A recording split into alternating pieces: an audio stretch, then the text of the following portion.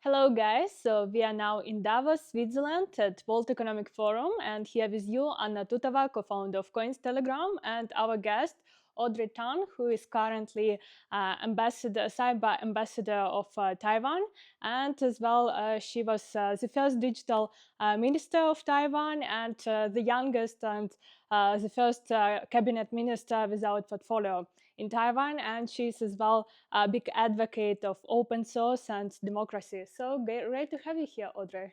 Hello, very good to be on this channel, and thank you for this invitation. We almost recorded this when we were in Japan, like Yeah, WebEx, but we didn't find the time. So happy to run into you in Davos. yeah, happy to see you. Uh-huh. So, can you tell us about your childhood? I know that your childhood was quite difficult because you have a life-severe heart disease Mm-hmm. from the age of 4, and then Mm-hmm. you had operation at 12. So, can you Mm-hmm. tell more about this and how did it shape your life vision? I would say. Okay, yeah. If you're interested, there's a biopic now on Vimeo. It's called Good Enough Ancestor. I was born with a heart disease, VSD, so that when I was 4, the doctor told me and my parents that this child have 50% chance to survive until heart surgery. And so I got the surgery when I was 12, so I'm good now. But for the first like 12 years of my life, I go to sleep. I don't know whether I can wake up. It's like flipping a coin. Mhm. So very quickly, I got the habit because of this existential fear of Mhm. vulnerability, mortality.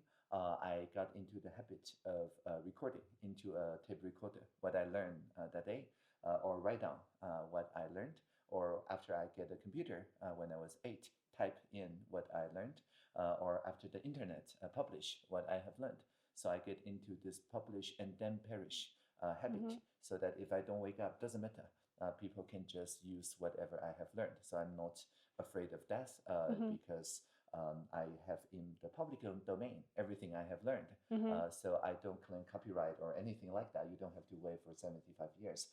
You can just use whatever I produced. Yeah, that's quite a responsible and life-changing approach, I Mm-hmm. would say. Mm-hmm. And you're described as one of the top 10 computing personalities It in was in Taiwan. 1996. There is Okay, long ago. but still, I guess you are in the top. You Uh, learned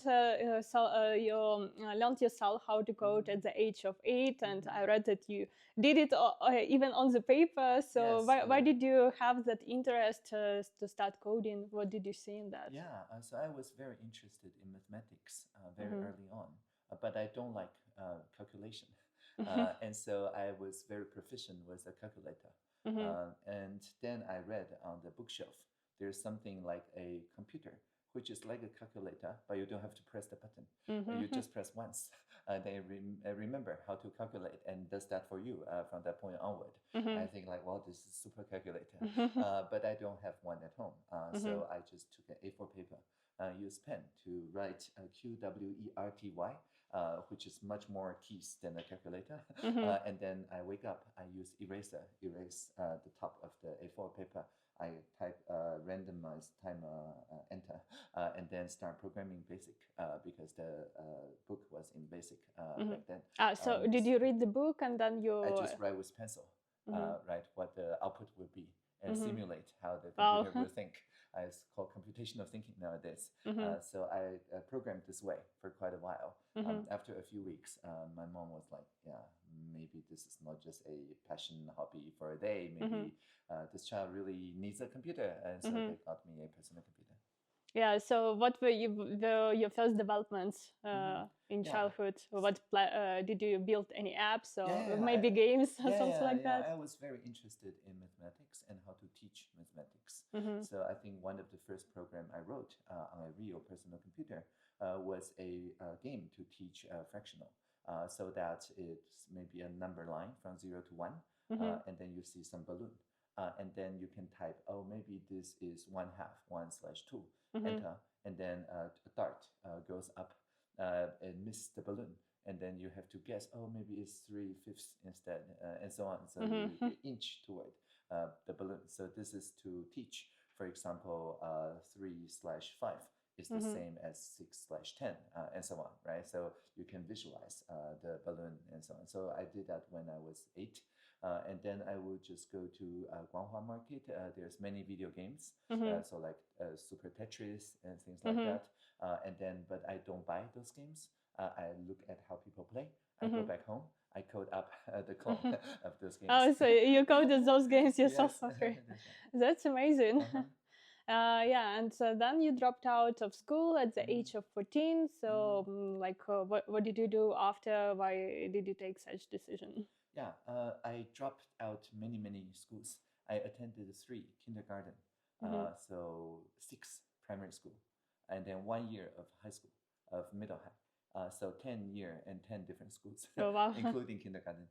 And then on the 11th year, I dropped out because I was doing a lot of research at the time to find out why people would trust each other online so quickly and also lose trust so quickly. In real life, it takes time to know each other. And if we're good friends in real life, we break up very slowly. But online, like people can like become best friends and then completely disconnect and block each other. What happens? Very different behavior. But there was no class to teach this in middle school. Well, to be fair, that was 1995, so no class anywhere to teach about this emerging phenomena, right? So then I got into the habit of reading from the preprint server archive, ARXIV, and also the Gutenberg project. So these are the open access works that people are writing at the time to learn about this new behavior. And so I started writing email to the researchers, and they didn't know I was just 14 or 15. They didn't know my English is really bad. And they wrote back, and so we started doing research. So I told the head of my school at the time, you can make me like study 8 hours in your school and 8 hours doing research. But you told me the reason why I have to spend time in school is so that I can get a undergrad, a grad, a PhD, and do research. But I'm already doing research. So I can also do 16-hour a day research if you let me off the hook. And she read the email printout and she told me, actually, you have a point. You don't have to go to school anymore from tomorrow. And I'm like, yeah, but this is compulsory. My family get fined if I don't go to school. And she was like, oh no, I would just fake the record for you. And so this is bureaucratic innovation. So then I think I was imprinted on me that the rules can be bent or broken, and as long as we're good about the actual shared value, the goals. So then we joined the homeschooling, alternative schooling, experimental school movement in Taiwan. So that now in Taiwan, like 10% of students can actually homeschool or to do alternate curriculum. And so I dropped out, and then I do research, and some of my friends start a .com company. I was invited as the chief technology officer, and so starting 96 and so on, we built many products together, search engine, like direct messaging that came later. Before that, it was a online C2C auction like eBay and so on. We got investment from Intel and so on, so it was just .com. Yeah.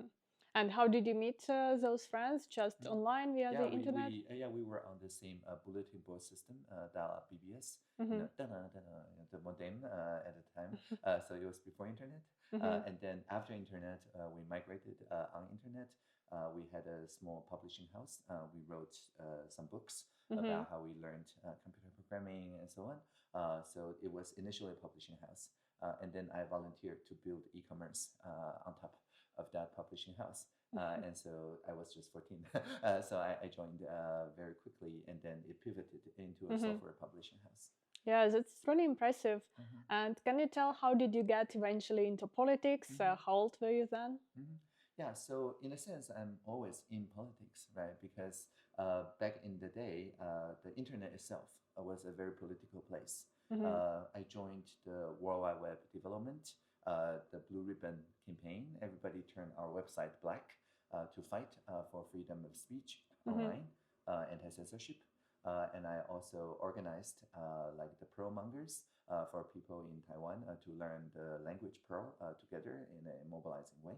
And also we founded some social movements around the freedom to, like, for bloggers to become like citizen journalists, enjoy the same right as journalists. I guess you're a kind of citizen journalist, like we did back at the time. And so it was kind of political because a lot of it relies on internet protocols. And so we were involved in, for example, the early RSS, Real Simple Syndication, and to turn it into a publishing format with backlinks, pings, and so on, the ATOM protocol. And so that was, to me, all political. And I did this, many of this before I was even of legal age to vote. So when I got a legal vote age, I was like, oh, actually, this is much more restricted. You get 1 bit, 2 bit every 4 years upload. But on internet already, people can subscribe to a mailing list, form working groups, and change the code that rules the internet. So to me, this is more political than just going to the voting booth. So that was political. But I got into cabinet politics in 2014. 2014, the Taiwanese people really distrust the government. The approval rate was 9%. So we're 24 million people. And so anything the president say, 20 million people against him. So very bad like vibe back then. And so the parliament at the time was trying to fast track a trade service deal with Beijing that will let Huawei and ZTE into our 4G infrastructure. That will have our publishing industry, our culture industry, everything basically interoperate with Beijing. But people were very afraid that it will dilute the Taiwanese culture and the Taiwanese service sector and cybersecurity and many other reasons. And so people occupied the parliament, mostly students, peacefully for 3 weeks. And I helped them not just to broadcast, but also broadly listen to get a conversation going with 500,000 people on the street, many more online. But after 3 weeks, actually, we managed to agree on a set of package policy proposal. So it's not just protesting something, demonstrating instead. And so the Speaker of the House, Wang Jinping, said, okay, you got the point, we agree. So it was a successful Occupy. And so at the end of that year, I was invited to be a young advisor to the cabinet in basically participation online because people don't want the parliament to be occupied again whenever there's a new controversy. So we replicated that process, but moved it online to work with, for example, Uber or Airbnb and so on to figure out the rules together. Yeah, that's pretty interesting. And as well, you supported different initiatives as GovZero and as well VTaiwan, which helps as well citizens to communicate with the government and as well to provide suggestions, petitions to the president and as a government official. So can you tell more about this? Of course. Yeah, the whole idea is that I never work for the Taiwan government. I work with the Taiwan government. The difference is that I'm not giving orders. I'm not taking orders. I'm just facilitating the multi-stakeholder conversation, just like on the internet. And so one quick example, in 2015, when Uber first entered Taiwan, they work with driver with no professional driver license. Taxi people were very unhappy. But instead of just fighting on like this sharing economy, is this gig economy, is this extractive, is this good for climate, or the very abstract fighting, we actually asked people to share their feeling. So instead of policy proposal, we just asked them, how do you feel about Uber? And everybody is an expert in their own feelings. And so we use this online open source platform, Polis, at the time. And people can see each other's feelings, but there's no reply button. So there's no way for trolls to troll each other. You can upvote, you can downvote. And as you do so, you see your avatar moving toward people who share your feelings, your cluster. And then you share these feelings. This defines your cluster, like people who think, oh, Uber is more convenient than taxi. This cluster believes this. The other cluster against this feeling. But across the 4 different clusters, there are some bridging ideas. So all the different clusters agree that you should not undercut existing meter because that's bad for the labor, right? For the drivers. So actually, regardless of which part you belong to, everybody agree. So we call this uncommon ground. So this is the common ground that people didn't think was possible between people who are against each other. So we built such uncommon ground systemically. So after 3 weeks, we found the uncommon ground that links everybody together. And then we invite Uber and taxi and like the transportation ministry and so on the same table, checking this uncommon ground with everybody. Was it okay? And everybody saying, yeah, it's okay. So it became law, right? So Uber became a legal taxi fleet, but the local, rural co-ops and so on all get an upgrade by the same law. So it's a win-win-win situation. That is because we bypassed the fighting. We turned the conflict into co-creation. Yeah, that's a great approach. I'll check quickly. Okay. Is everything is okay? Yeah, we're just 15 minutes in. Yeah.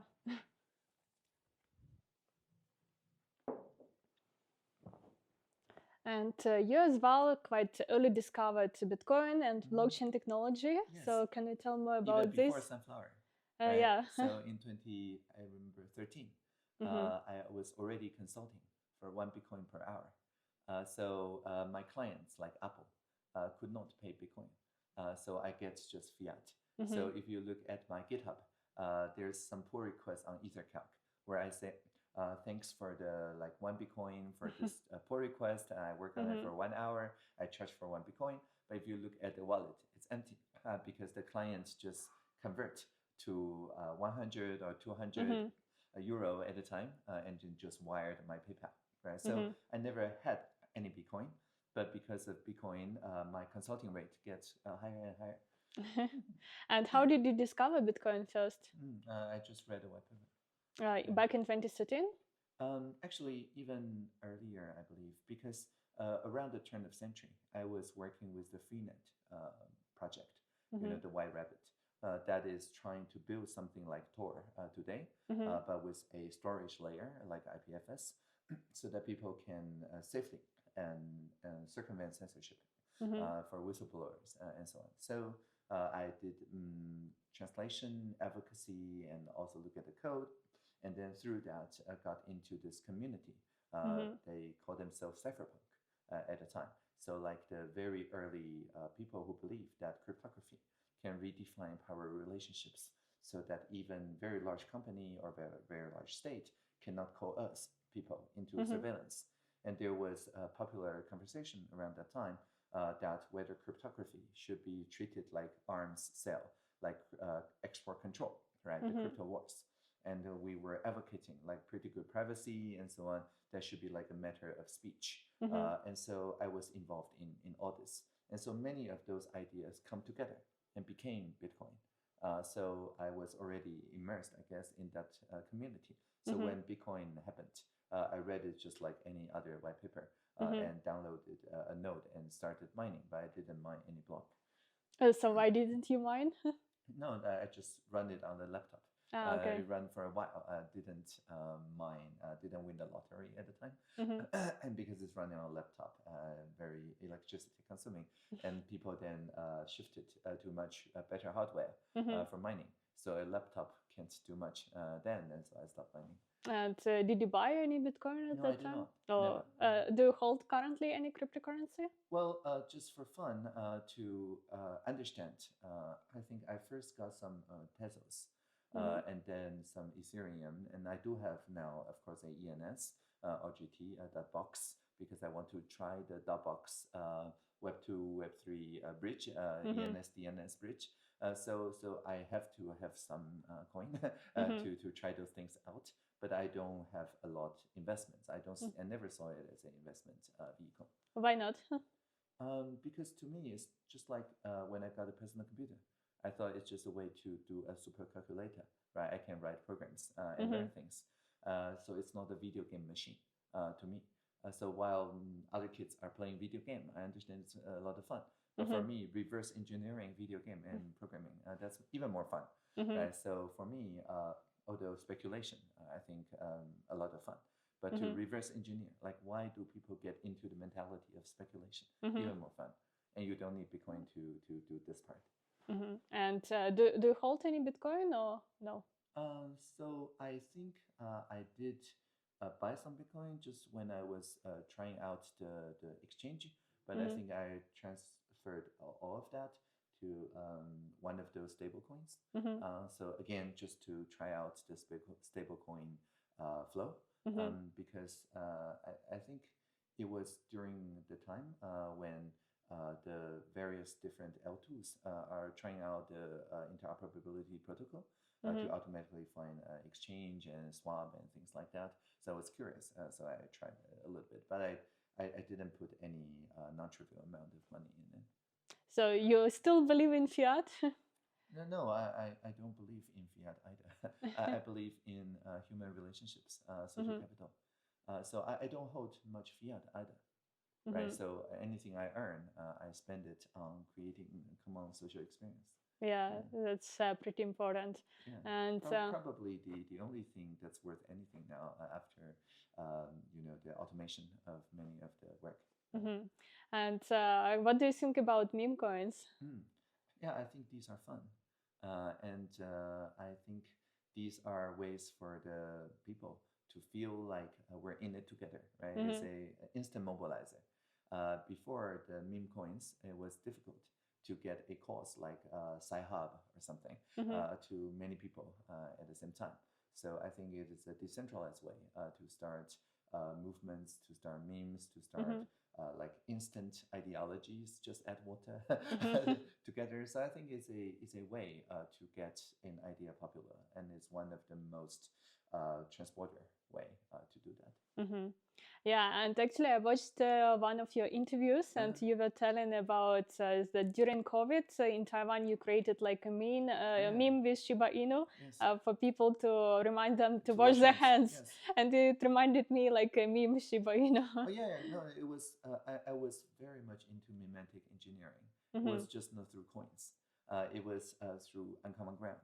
Mm-hmm. So as I mentioned, the sunflower occupy was an in-person, like system assembly style facilitation to Mm-hmm. find uncommon ground. 2015 on Uber, it's like using Polis online way to find uncommon ground. By 2020, the trust level already approval level, I think above 70%, 73%. Mm-hmm. So from 9% to 73%, a lot increase, right? So we just kept finding common ground. And early 2020, there was in the meme space, one meme was about N95 because Taiwan had SARS before. Mm-hmm. So one meme was about you have to get N95, the best mask. Mm-hmm. Otherwise, it doesn't work. Another meme was like masks are harmful because it's ventilation, it's Mm-hmm. aerosol or something, and any kind of mask actually hurts you. So these two memes very polarizing and dangerous actually. Mm-hmm. If they just fight each other, then it may evolve into a culture war. Mm-hmm. So we need to find the uncommon ground, and we found.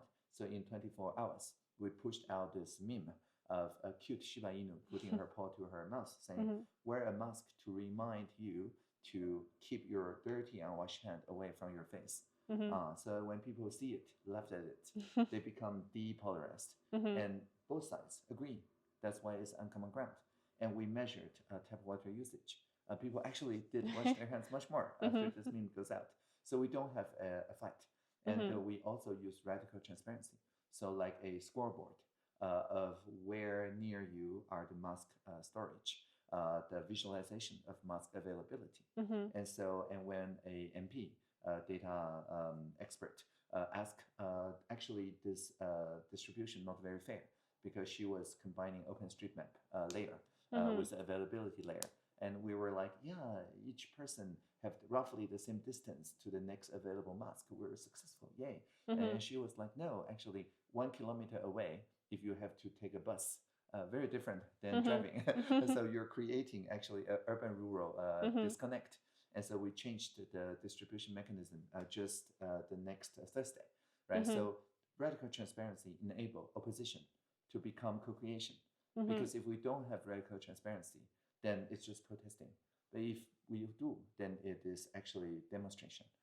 So then we also have a scoreboard for people's preference across age brackets and the region on the kind of vaccine. We work with, of course, like Gavi, COVAX, to get vaccines like AstraZeneca. Mm-hmm. We also had BNT. We also had Moderna. We have our home Medigen. homebrew, domestic, and also Novavax later. But people have different ideas about whether vaccines are harmful or not. But we publish scoreboard. So when like for example, the aging population in some part of Taiwan don't like AstraZeneca because they read report from Europe, for example, then we say, but the young people are okay with that. So when AstraZeneca arrives, it goes to the younger people, and the older people can wait for Moderna. I got 4 different brands just to make a point. And so here, what I'm saying is that it turned the anti-vax fight into a my vaccine better than your vaccine fight. It's like football, soccer clubs. And so instead of polarizing the society, it again become more fun, like humor over rumor. And so we never had this culture war. Mask use, vaccine, and so on in Taiwan. And what role of the memes do you see in the modern politics? Yeah, so I think memes are important if they can reduce the tension. So like a meme I like is like it takes both wings to fly, right? So whether you're left wing, whether you're right wing, you have to coordinate. It's the coordination that makes the bird fly. It is not one wing fighting and winning against the other, and so on. So I think if the memes can get into this headspace where people can discover uncommon ground, then I think that is a very good meme. If the memes polarize people and make people hate, fight each other, then that is really antisocial. So just like social media can be anti-social media or pro-social media. So pro-social media is also a meme that I'm spreading. Yeah, and talking about the social media, you as well advise at Project Liberty, which made a national bid to buy TikTok. Yes. So can you tell more about this? And Sure. as well, you plan to transform TikTok and put it on blockchain. So yes, so I am advisor, senior fellow actually at the Project Liberty Institute, which is a nonprofit. Our main goal is to design decentralized social ecosystem so that, yes, with blockchain technology and blockchain inspired technology like Blue Sky. Blue Sky is the at protocol, the atmosphere. It is like a blockchain without a sequencing clock. Right? So it doesn't necessarily sequence you like my post versus he likes my post. Maybe not strictly ordered timestamp wise, but it's eventually consistent. But otherwise, it uses interplanetary link data. It uses decentralized identifiers. It uses domain name system for portable identity. So many ideas that in the blockchain space, even though it's not a proper chain, it is still a decentralized ecosystem, right? So we work to bridge many decentralized ecosystems. And if TikTok gets, the people's bid gets TikTok, the plan is that to not just open source, open protocol it, but also migrate it to the decentralized social so that you can maybe in Forecaster or in Lens, some other place, you can consume the TikTok Firehose. You don't have to install TikTok to see the video, and you don't have to register TikTok account. You can portability, take your followers and so on into other decentralized social spaces. And so this is important because currently TikTok, you cannot consume it in any other place than TikTok. And so there was research a couple of years ago that showed an undergrad person in US, if they have TikTok and you want them to quit TikTok, you have to pay them more than $50 a month because they feel a lot of loss.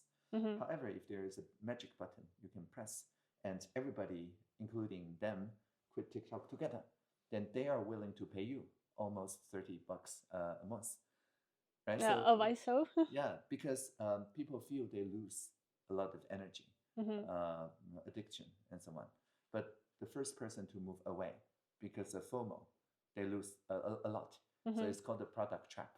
So nobody can move away first. Okay, so it's a bit like network effect as well. Exactly. Network syncing. Right. Or it's a little bit like the luxury goods.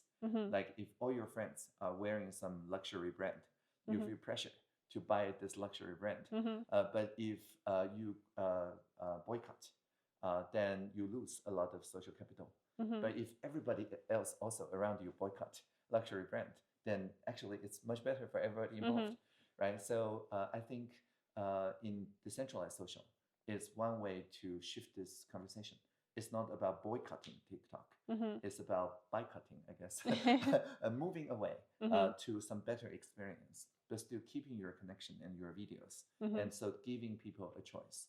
And then in these newer open source platforms, you can use blockchain governance. So giving people a voice, not just a choice, and also a stake.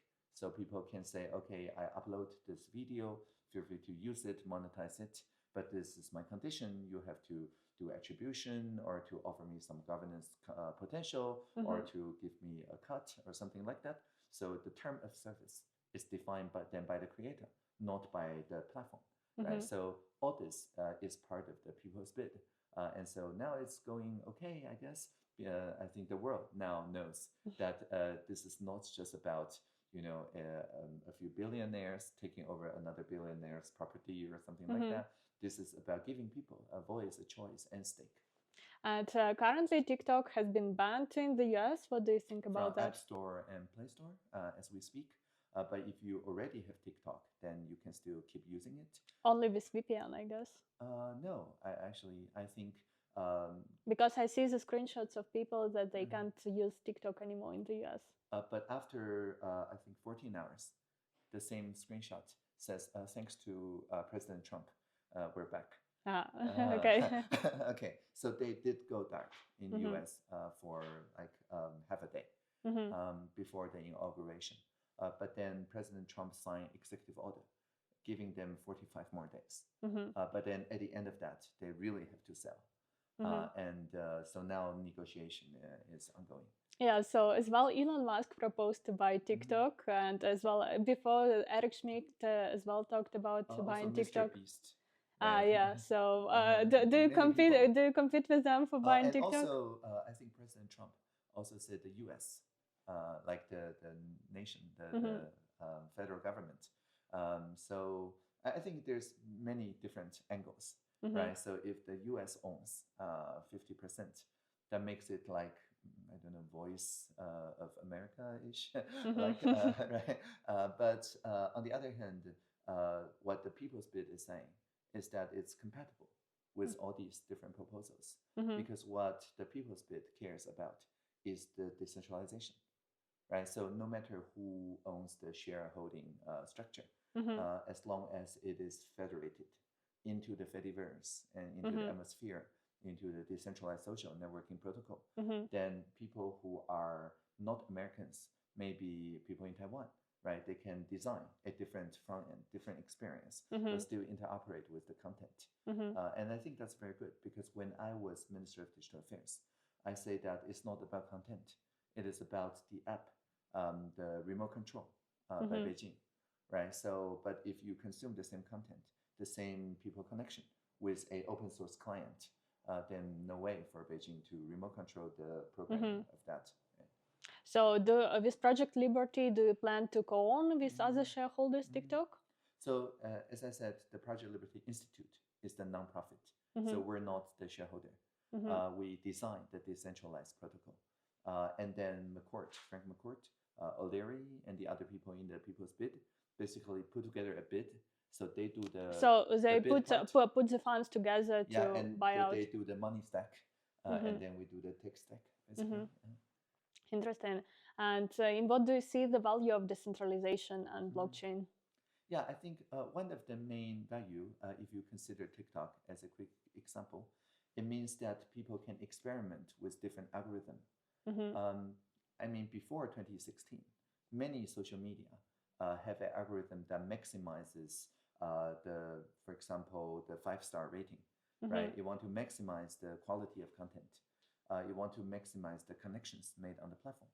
But after 2016, many of them shifted to maximize the time you spend on the platform, the session length. And so they design different features, because if you want people get addicted, you have autoplay. You have shorter videos instead of the longer one that we're having now. And you have automatic recommendation. Instead of the trending video being trending for everyone or for every community, you have individualized rabbit holes that people don't share with each other anymore. So it's like strip mining the social fabric, but to maximize the advertisers or the addictiveness and so on. But in decentralization, because everybody has a choice. So people can choose different algorithm. We're building a pro-social algorithm so that when you see a piece of content, it can show you which communities are popular in this content.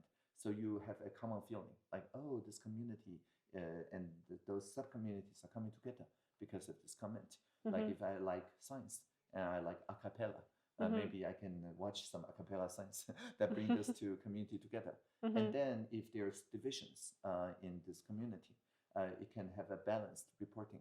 So this content balanced with that content shows the whole picture in this polarization. So altogether, people can choose to monetize, to pay advertisement money, but not to create individualized addiction, but rather to create common knowledge in the community. So it heals the social fabric.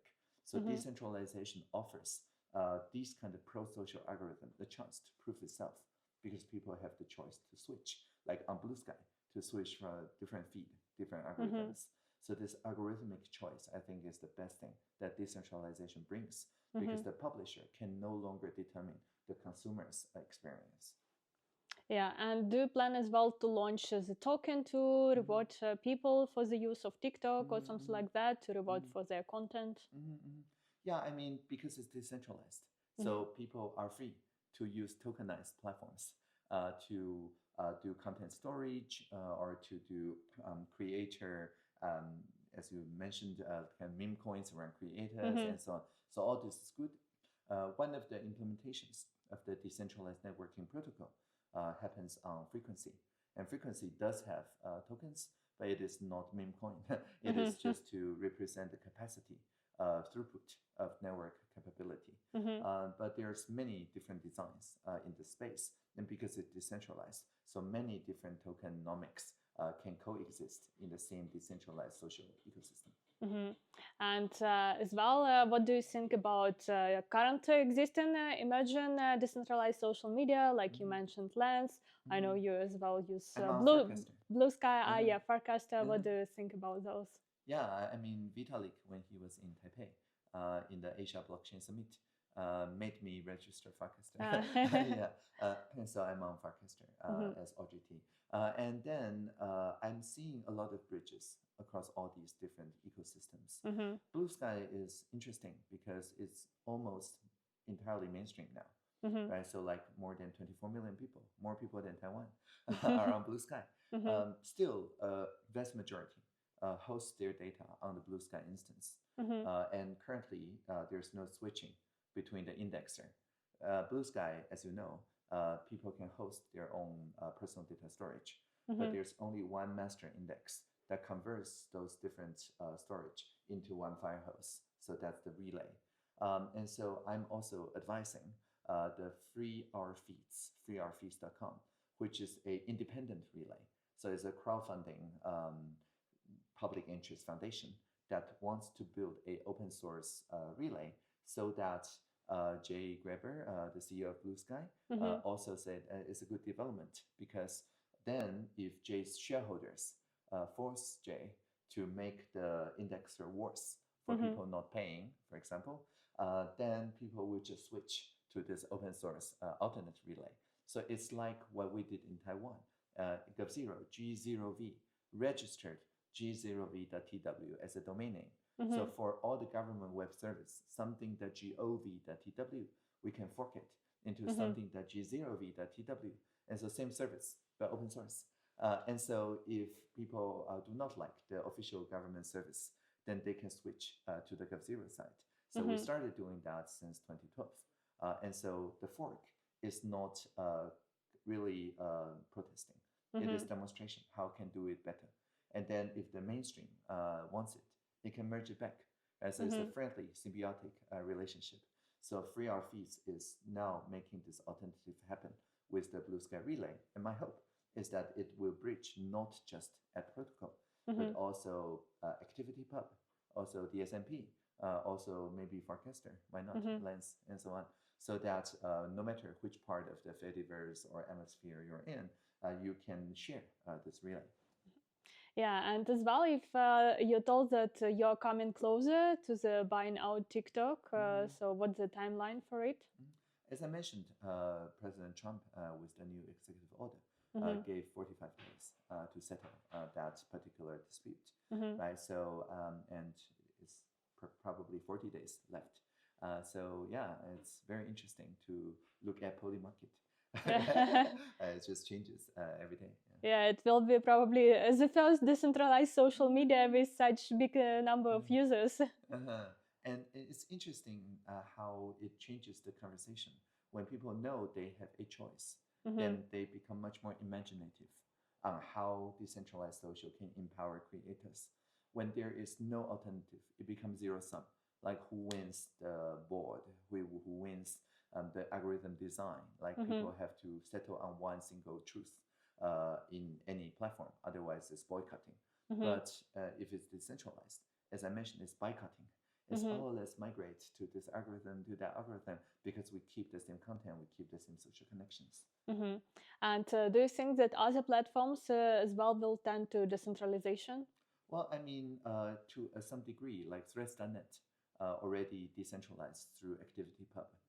So it can publish through Mastodon or whatever, and you can like and follow and reply across Threads.net and other, like I'm on GovZero.social, which is Mastodon instance. And so my Threads.net account follows my Mastodon account, follows my Blue Sky account. Right? And so, yeah, with decentralized ID, the hope is that we can integrate all these different aspects together so that through attestations, people can know it's all just Audrey Tang, right? So I think that is a good use of public blockchain because it's like a shared public notary that everybody can refer to. So you think Facebook, Instagram, for example, as well will become decentralized in the future? So Threads.net is already part of the Fediverse. And if TikTok like just shares to the Fediverse or to Atmosphere or to DSMP, I think at least Instagram Reels, right? And Facebook Shorts, right? At least on the consuming side, maybe they will consume TikTok content. I mean, there's nothing to lose for them. Yeah. And as well, let's talk more about AI. And Okay, Taiwan sure. is one of the capitals of AI and of semiconductors. If you write Taiwan, you see AI, right? Yeah. No Taiwan with AI. Yeah, so what are your thoughts on the current developments of AI? And as well, when do you think we will achieve AGI? So, I mean, in Taiwan, we believe in ACI, augmented collective intelligence. So AI that helps human and human coordinate better, to think through things better, and broadcasting, but also broad listening, understand each other better. And so I think AGI, in many imagination, is not strengthening human-human connection. It is replacing human-human connection with human agent connection, with human computer connection. I'm not sure that's a good idea. I'm sure it's a bad idea, actually, because then it means aligning human toward AI logic. It becomes like we have to follow the logic of robots. Whereas in ACI, in collective intelligence, it is aligning AI to work with human logic. Right? So to me, alignment problem is about aligning AI to humanity. It's not about aligning humanity to AI. So I see plurality, which is about the pluralism, that many different culture, different languages, and so on, instead of crushing them into one AI logic, like the crunch time iPad advertisement.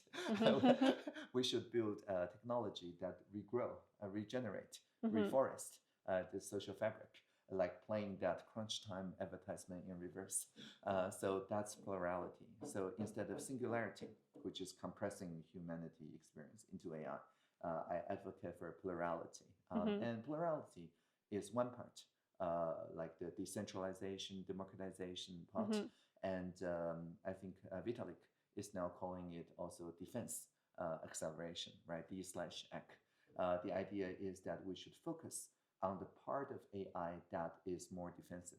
So info defense, cyber defense. There's now open source tools to filter each pop-up You mean message. like defense in terms of preventing deepfakes and disinformation or something like that? One example. Are you okay with this sound? Generally, yes. Generally, okay. Yeah. So it's just ongoing, right? it won't stop, so it's okay. Let me check whether it's maybe we check. everything is Lights on? it's good.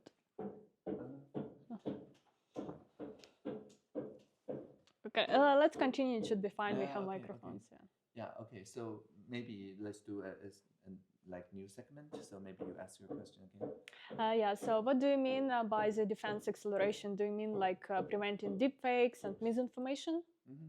Yes, that's part of it. The idea is that like during COVID, there's different technologies, and like the mask making technology cannot be weaponized, at least not easily. And so we should invent a lot of new mask making technologies and do investment on it. Because when everybody can decentralize their defense against biological threats, then it makes it harder for the bioweaponry or things like that to cause disruption in the society. And so in Taiwan, for example, we used this kind of bridge making tools last March in a what we call alignment assembly, because deepfakes becoming a big problem on Facebook, on YouTube. You see many advertisements that looks like a celebrity selling you crypto or something. If you click, actually that celebrity have time to video conference with you, but that's not a real person, it's a bot, just deepfake, right? So this real-time deepfake caused a lot of harm, and so we sent SMS to 200,000 random number in Taiwan, asking again, how do you feel about information integrity online? How do we defend? Crowdsource, the best idea. And then people respond. And then 450 people was randomly selected, like a microcosm of the Taiwanese population. 150 people are media or social media practitioner. 300 people are just lay persons. And then in 45 rooms of 10 people each, we use AI to facilitate their conversation. And then one room say, oh, actually Facebook should require KYC, digital signature. If somebody sells crypto, you need to get the signature from that somebody to say it's really me. And another room maybe say, if you don't get such KYC and somebody gets scammed for 1 million, Facebook should be liable for that 1 million. And another room maybe say, you shouldn't fine them, you should make them pay full damage. And if they don't, you should slow down connection. Another room maybe say, if they still don't pay, then maybe after civil society say it's okay, then we should just resolve Facebook.com into a site that says that it's fraud website, right? So different ideas come together. And so just like in the Uber case, at the end of the day, we synthesize that sense making and then read it back to the plenary. And then these are very good ideas. More than 85% of people agree with them. So we check with stakeholders, say, is it feasible? And they're like, yeah, it's feasible. It would just cost a lot of money. But it became law. So March was consultation. A law proposal by May become law by July. And today, actually in Taiwan, on Facebook, on YouTube, the crypto scam and things like from celebrity went way down. And it's almost gone now. Right. So the reason why is that this crowd law is not making our freedom suffer. We're still top in Asia when it comes to internet freedom, because this is not about content or censorship. This is about KYC, and people understand KYC as important. Right. So that's defensive technology. This is not making the government more centralized. Actually, if you sign digital signature in Taiwan, we have a decentralized ID wallet. It's a public infrastructure. So by the end of this year, you can sign it, and the government doesn't even need to know you have signed it. And you can do selective disclosure, privacy preserving, so that you don't have to disclose all your details. You just generate a zero knowledge proof or something, right? So all this is a matter of defensive acceleration, making it easier for people to tell a bot from a person, but without centralization power on the state. And by the way, you mentioned Plurality. It's Yes. as well, your book has the same name, which you co-authored with Glenn Bay and as well 100 other contributors. Yes, many so can you tell more about this and what does plurality mean? Sure. So plurality means to foster the differences in the society. And then instead of conflict, to bridge those differences, to coordinate. So it's collaborative diversity. Right, so that's plurality. So, and the great thing about this way of thinking is that you do not need like winner taking all. You can have a subsidiarity, meaning that if your culture have a different norm around AI, my culture have a different norm around AI, we don't have to fight to dominate each other. We can build cultural translators that make sense of your culture, translate it into my culture, and then we can still understand each other. So that's one form of sense making. And we can also build augmented deliberation tools so that if millions and millions of people have conversation together, you can still make sense, right? That's also important. So there's a lot of people in AI now doing what we call pluralistic alignment. So instead of just having AI model to say, oh, let's extrapolate our preference and build singularity, it understands that every person is a different value set among different groups.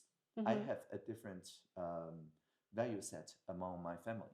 And when I'm practicing my spirituality, I'm a Taoist, I have another set of priorities. And when I'm programming, a different set of priorities. But it's all me, right? So plurality is about making sure that I can integrate these different aspects of myself and also for my AI agent, my AI assistant, to understand those different value ethics. So instead of saying what is the best decision, right or wrong, it says, oh, it's a kaleidoscope. And these are the different values. You need to take care of all of these. And as well, can you mentioned that you plan to make TikTok decentralized? On which blockchain do you plan to Any put it? blockchain, any blockchain. So it will be like multi-blockchain, cross-chain. So, yeah, and that's the point, right? The decentralized social networking protocol, DSNP, works with any consensus system, right? So at the moment, the reference implementation runs on frequency, which is the Polkadot parachain. But I think Linear, the L2, is also experimenting with DSNP. There's many different groups like Odessa in MIT that is also experimenting with their own DSNP system. And I don't know, maybe you can write a adapter that takes DSNP feed and make it blue sky, like atmosphere. That's also technically possible. But from the technical point of view, probably you can first implement only one blockchain and then go further with others. So no, I mean the frequency implementation is already running on Polkadot as we speak. Yeah, but the other ones, right, like Linear or other Ethereum L2s, or if you want to run a zero knowledge version of it in, I don't know, the dark fi or something like that. I mean, people can try. The DSNP itself is agnostic to the substrate underneath. And let's get back to AI. Personally, do you use a lot of AI tools? And if yes, then Yes, what are your top ones? No, I got this laptop that's With Copilot? no, it's a M2 Max with 96 gigabytes of VRAM. And I got it very early 2023. And that was when llama.cpp was created on GitHub. So I'm one of the first llama.cpp users. And so I've been fine-tuning my email replying model, actually constantly using my email, but it never leaves my laptop. And because I publish all the journalist interview, all the lobbyist visits, and many of my internal meetings for the past 8 years online on sayit.archive.tw, which is mirrored in GitHub, and because it is CC0, public domain, so all the pre-trained models knows exactly how I think as a public official. So if you ask Llama, or if you ask OpenAI or Gemini or whatever to facilitate a meeting like Audrey Tang, it does. All of them does it very well because I already donate my public transcript, and so a very few fine tuning is needed to reply my emails. But I still look at every email reply before hitting send, so I'm accountable. This is why I call it augmented intelligence. It's like eyeglasses. And do you think to create something like your digital twin, digital AI avatar, so other people can communicate via a chatbot with you? Actually, many people in Taiwan already do that. There's many like digital avatar companies because again, I donate my 3D scan when I became minister in 2016. I work with highfidelity.io to scan my likeness, and I donate that also online.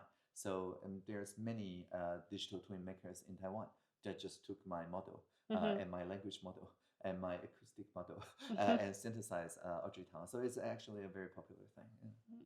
Interesting. And as well, can you tell more about your current responsibilities as cyber ambassador of Taiwan, and as well about your time here in Davos? Yeah, certainly. So I go to like the AI Action Summit in Paris. I go to many places.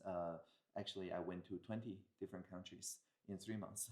So that's 4 days per time zone change immediately after last May. And so basically, the idea is that the Taiwan model of collaboration across diversity, of increasing mutual trust through pro-social media, inviting young people to do fact-checking together, all this, I think, is of great interest in fellow democracies worldwide. Like there was a Japanese AI engineer, Takahiro Ano, 1 month before the government of Tokyo runs the election for the gubernatorial office. He reads Plurality and decided to run for governor. And nobody knew him. But in just 1 month, using the sense-making broad listening tools, he crowdsourced his platform and got many, many votes, more than 1%, the most anyone under 40 ever got. And now he advises the GovTech Tokyo with Koike-san. And anyone can hashtag talk to Koike and then talk to this broad listening device, right? So Ano-san is continuing a lot of our digital democracy experiments in Tokyo. And there are corresponding teams in Europe, in some of the states, in the US, and so on. And so here in Davos, the House of Kosovo invites me because Kosovo also a very young democracy and very invested in the young people, empowering young people. Right? So just last night, we had a panel conversation about how AI can strengthen democratic society instead of polarizing or destroying democracy. And the Prime Minister of Kosovo was also there. We had a very good discussion.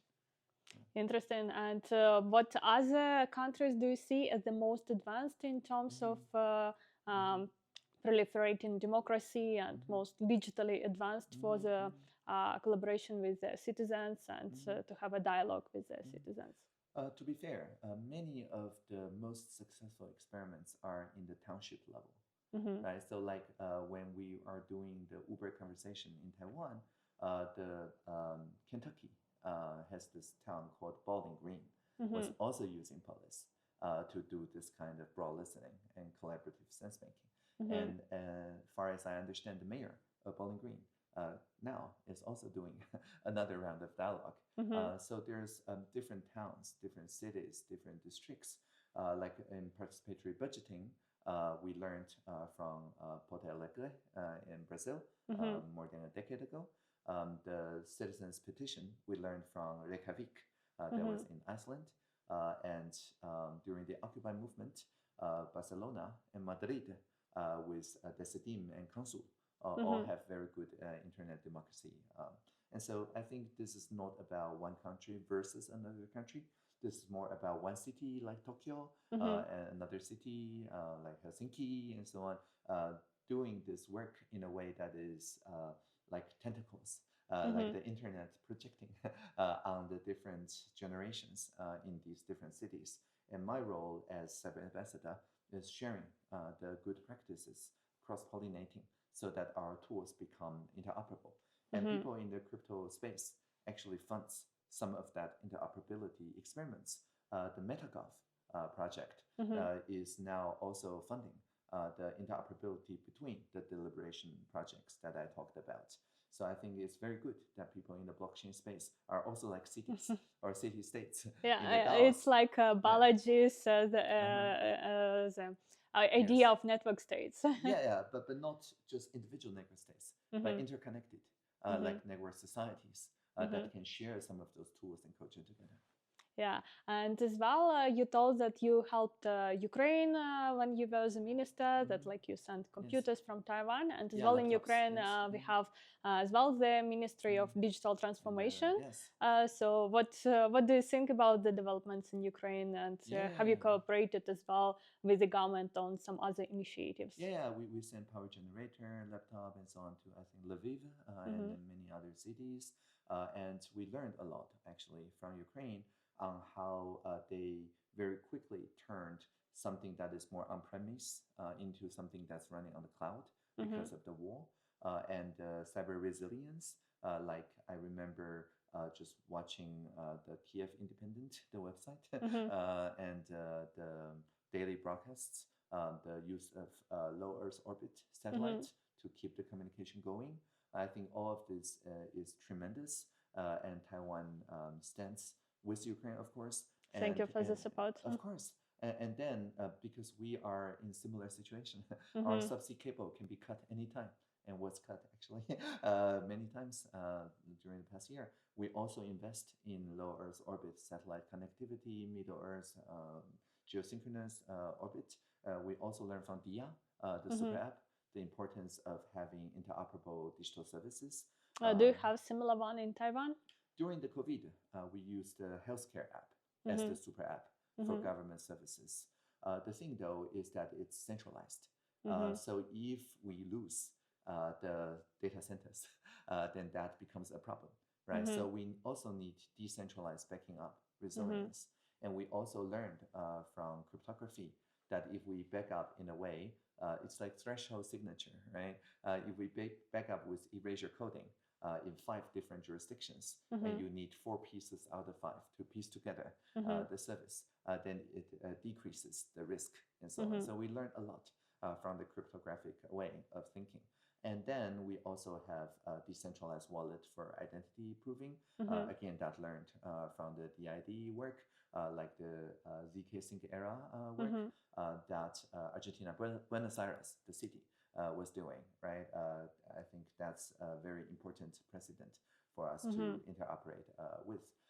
And the other thing that we learned from was this idea of interoperability through cross-chain, right? So we are not saying that this is the only chain that we were doing. We are protocol-based. So protocol-based thinking instead of app-based thinking, that is also very important for the resilience. So while our DID wallet is implemented in a particular way, we are also in the talks with like Spruce ID and so on, so they can also interoperate in different substrates. That's great. Thank you for such insightful conversation. It's a real pleasure to talk with you. Yeah, thank you. Live long and prosper.